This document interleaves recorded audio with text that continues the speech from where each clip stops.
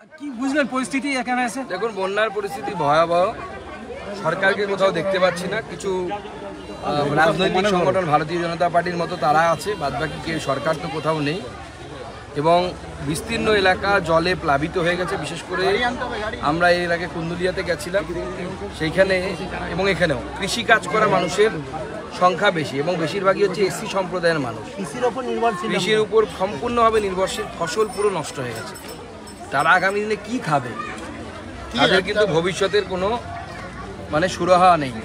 সরকারকে অনুরোধ করব, বন্যাতে যারা ক্ষতিগ্রস্ত হয়েছে কৃষক সম্প্রদায়ের, অর্থাৎ যাদের জমি জলের নিচে চলে গেছে, তাদেরকে এককালীন কমসে কম 1 লক্ষ টাকা করে যেন সরকার করবো এবং সেখানে যেন দলবাজি না হয়। যার জমি নেই সে চাকরি করে, তৃণমূল নেতা হলে সে যে টাকা পেয়ে যাবে, আর যে গরিব মানুষ সে কেঁদে কুটে মরবে তৃণমূল করে না বলে বা তৃণমূল নেতাদেরকে ঘুষ দিবে না। আমি তো কাউকে দেখতে পাইনি এখনো পর্যন্ত। সাধারণ মানুষের অবস্থা অত্যন্ত সঙ্গীন। আমি মুখ্যমন্ত্রীর কাছে আপনাদের মাধ্যমে আবেদন জানাবো, আপনার ছবি দিয়ে বড় করে তাঁবু খাটান।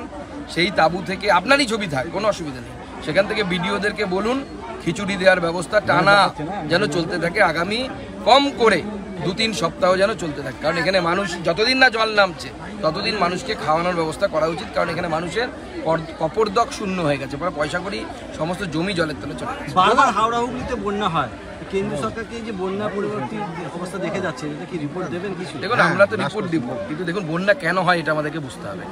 আমাদের এখানে যতগুলো নদী আছে প্রত্যেক নদীতেই কোনো না কোনো বাঁধ আছে। প্রত্যেকটা বাঁধের নির্দিষ্ট জল ধারণ ক্ষমতা। জল জমে যখন, তখন পলি বাঁধের মধ্যে জমে থাকে। যত পলি জমে বছরের পর বছর, তত সেই জল ধারণ ক্ষমতা কমে যায়।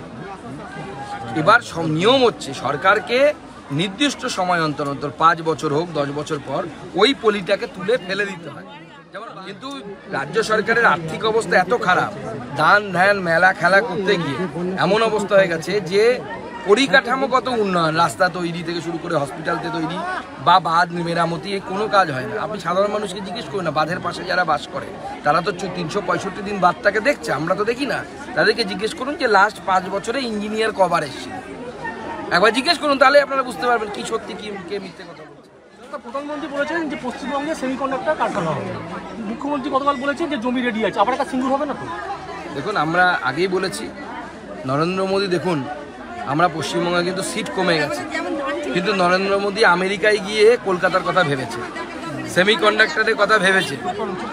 তো কিন্তু আমার মাননীয় মুখ্যমন্ত্রী এবং তৃণমূল কংগ্রেসের উপর পূর্ণ ভরসা আছে যে ওই ফ্যাক্টরি এখানে প্রতিষ্ঠা হওয়ার পর তৃণমূলের তোলাবাজির ঠেলায় 6 মাসের মধ্যেই কোম্পানি এখান থেকে ছেড়ে চলে যাবে, গিয়ে ব্যাঙ্গালোরে চলে যাবে অথবা উত্তরপ্রদেশে চলে যাবে।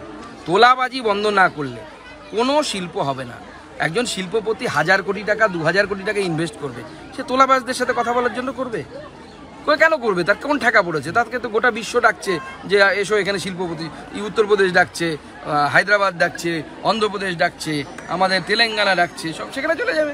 দাদা, শেষ কোশ্চেন, অনুব্রত মণ্ডল জামিনের পর বীরভূম জুড়ে তার ছবি 6 লাখ হয়ে গেছে, তাহলে কি তিনি আগের চেয়ে আরও শক্তিশালী হয়ে উঠলেন? কি শক্তিশালী হবেন না হবেন তাদের ব্যাপার। তবে উনি তো বলেছেন উনি পাপ করেছেন, আমার মেয়ে জেলে ছিল কান্দেন, পাপ তো করেছেন।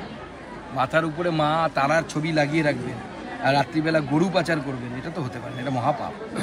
বলছি দাদা, 24 ঘন্টার মধ্যে 2টো মিল বন্ধ, যেখানে 8000 কর্মী পুজোর আগে তাদের একের পর এক চটকল বন্ধ হয়ে যাচ্ছে, একের পর এক পাটকল বন্ধ হয়ে যাচ্ছে। শিল্পনীতি নেই রাজ্যে। ট্রাম বন্ধ করে দেওয়া হলো, দেখলেন সেখানে কি হবে? সব বড় বড় কোম্পানিকে দিয়ে দেওয়া হয়েছে। কী হবে? ওখানে বাড়ি তৈরি হবে, বিক্রি হবে, বড় লোকেরা থাকবে। সাধারণ মানুষ কোথায় হবে? সাধারণ মানুষ ওখানে গিয়ে জিয়ের কাজ করবে, কেউ দারোয়ান হবে। এই তো হচ্ছে। শিল্প কোথায় হচ্ছে? ওই ট্রামের বন্ধ করে যদি ওই ট্রামের জায়গাগুলোতে কোনো শিল্পকে আনতে পারতো মুখ্যমন্ত্রী, আমরা তাও ভাবতাম যে হ্যাঁ ভালো কাজ করেছে।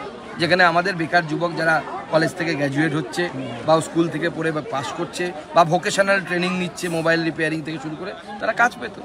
কিন্তু ওই যদি ওখানে বিল্ডিং তৈরি হয়, বড় বড় আবাসন তৈরি হয়, ওখানে গিয়ে কী কাজ পাবে? হয় দারোয়ানের কাজ পাবে, নয় লোকের বাড়িতে ঝিগিরি করতে হবে।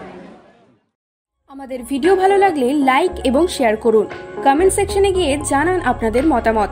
আরও ভিডিও পেতে আমাদের চ্যানেল সাবস্ক্রাইব করুন এবং প্রতি মুহূর্তে খবরের আপডেট পেতে প্রেস করুন বেল আইকন।